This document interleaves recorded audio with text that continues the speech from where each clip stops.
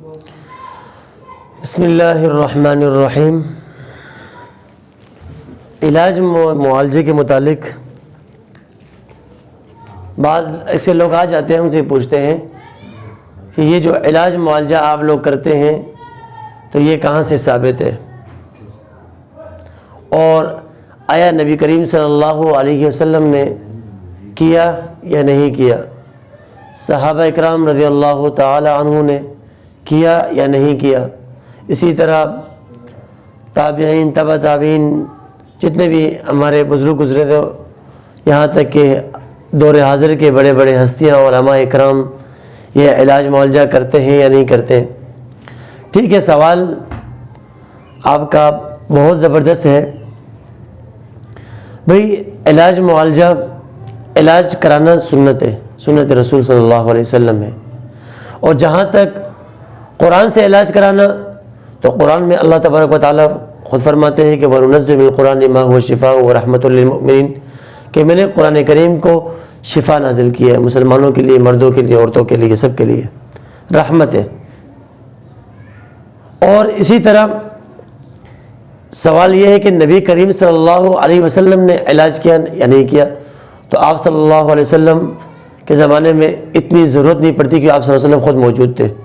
تو دم ڈالا کرتے تھے اور دم سے ہی کام ہو جاتا رہا۔ اور ایک روایت میں ہے، آپ نے سنا ہوگا خط ابو دجانہ کے بارے میں، کہ ایک صحابی رسول تھے حضرت ابو دجانہ رضی اللہ تعالیٰ عنہ، کہ وہ آئے اور نبی کریم صلی اللہ علیہ وسلم کے پاس، اور انہوں نے آپ صلی اللہ علیہ وسلم سے شکایت کی کہ یا رسول اللہ صلی اللہ علیہ وسلم، میں پوری رات سویا نہیں اور مجھے کوئی چیز سونے نہیں دے رہی تھی۔ تو آپ صلی اللہ علیہ وسلم نے حضرت علی رضی اللہ تعالی عنہ کو بلایا اور فرمایا کہ جو الفاظ میں بتا رہا ہوں وہ آپ لکھیں۔ تو حضرت علی رضی اللہ تعالی عنہ نے نبی کریم صلی اللہ علیہ وسلم نے جو الفاظ ان کو بتائے اور حضرت علی رضی اللہ عنہ وہ لکھے، اور وہ اس کو خط ابو دجانہ کہا جاتا ہے، تو وہ حضرت ابو دجانہ رضی اللہ تعالی عنہ کو آپ صلی اللہ علیہ وسلم نے دیے، کہا کہ جاؤ اور اس کو اپنے تکیے کے نیچے رکھ دو۔ جب وہ خط حضرت ابو دجانہ رضی اللہ تعالی عنہ نے لا کر اپنے تکیے کے نیچے رکھا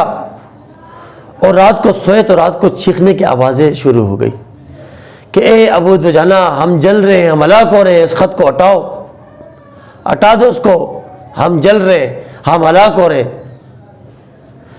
تو حضرت ابو دجانہ رضی اللہ تعالیٰ عنہ نے فرمایا کہ جب تک مجھے سرور کونین نبی کریم صلی اللہ علیہ وسلم کا حکم نہیں ہوا تو میں یہ خط نہیں اٹھاؤں گا۔ چنانچہ حضرت ابو دجانہ رضی اللہ تعالی عنہ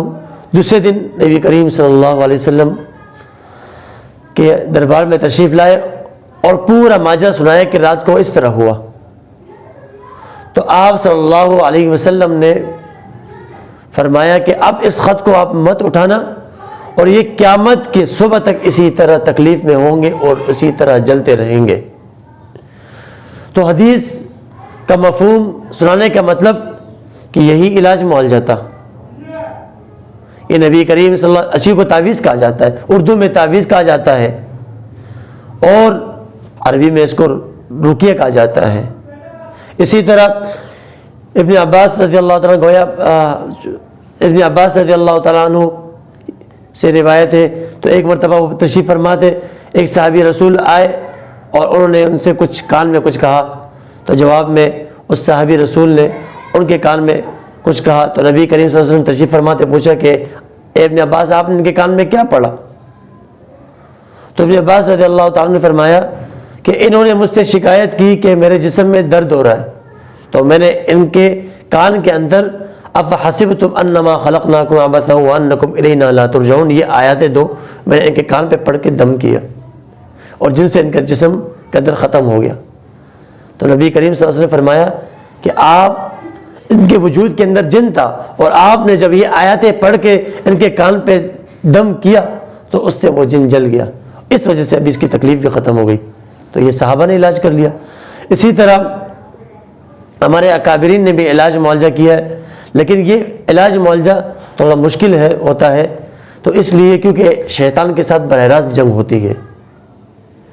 تو اس لیے ہر بندہ اس میدان میں آتا نہیں ہے۔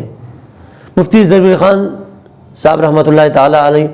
ان کا ایک واقعہ ہے کہ انہوں نے ایک مرتبہ، ان کے ایک شاگرد تھے، تو وہ ایک علاقے میں گئے علاج معالجے کرنے کے لیے، تو وہاں پر جو مریض تھا اس پر جنات آتے تھے، وہ جاتے نہیں تھے۔ تو ایک دن ان کے وہ شاگرد نے وہاں سے فون کیا مفتی صاحب کو کہ میں استاد جی میں بہت علاج معالجے کرتا ہوں اور کئی جگہ جنات کے میں نے علاج کیا، لیکن یہاں پر میں آیا ہوں اور یہ مریض ہے، اس پہ جن حاضر، وہ جن نکلنے کا نام ہی نہیں لے رہا اور جا ہی نہیں رہا، تو میں کیا کروں؟ مفتی صاحب نے ان کو کہا کہ آپ ان کے سامنے صرف میرا نام لے لو۔ جب انہوں نے یہی عمل کیا، وہاں پر جیسے جنات کو حاضر کیا اور کہا کہ مفتی صاحب کا جیسے نام لیا، تو ان جنات نے کہا کہ آپ نے جس ہستی کا نام لیا ہے یہ مریض نہیں، آج کے بعد ہم اس علاقے میں بھی داخل نہیں ہوں گے۔ تو انہوں نے صرف مفتی صاحب کے نام کی برکت سے، نام کی وجہ سے وہ علاقہ چھوڑ دیا۔ تو بھئی ہمارے بہت سے اکابرین علاج معالجہ کرتے ہیں، لیکن کیونکہ یہ مشکل کام ہے تو اس کے لیے اس کے ساتھ پھر اور کام کرنا وہ بھی مشکل ہوتا ہے، تو کوئی کس کام سے منسلک ہے تو وہ اسی پہ محنت کرتا ہے۔ اللہ تبارک و تعالی ہمیں سمجھنے کی، عمل کرنے کی توفیق عطا